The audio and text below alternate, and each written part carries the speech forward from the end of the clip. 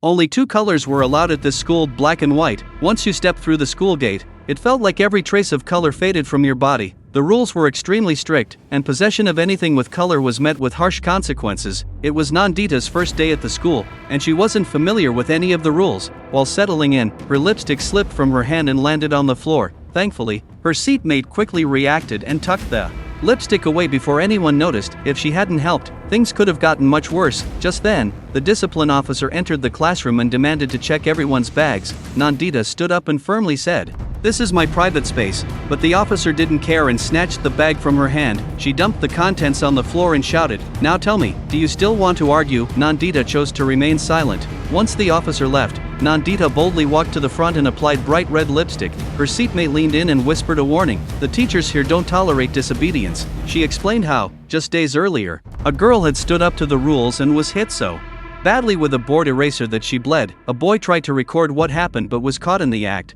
Both were locked away in a mysterious place known as the Black Room. Till now, nobody really knows what became of them.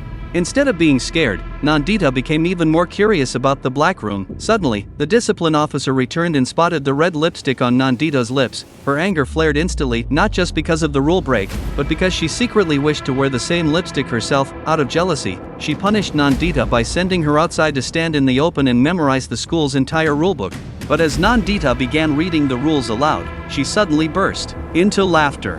Other students began whispering, thinking she had lost her mind. Even the officer looked confused and approached her again. Then, Nandita shocked everyone by pulling out a lighter and setting the rulebook on fire. She calmly said, "I've read all 427 rules. None of them matter to me." She was immediately taken to the police and later locked in the same black room as the other two students. From inside, faint voices of pleading could be heard through the walls. They had been through so much they no longer spoke unless told to. Now it was Nandita's turn to face punishment. Her ears were fitted with speakers, and the school rules were played on loop at full volume. The recording went on endlessly, trying to break her spirit, but Nandita remained still, eyes wide open, planning her next move.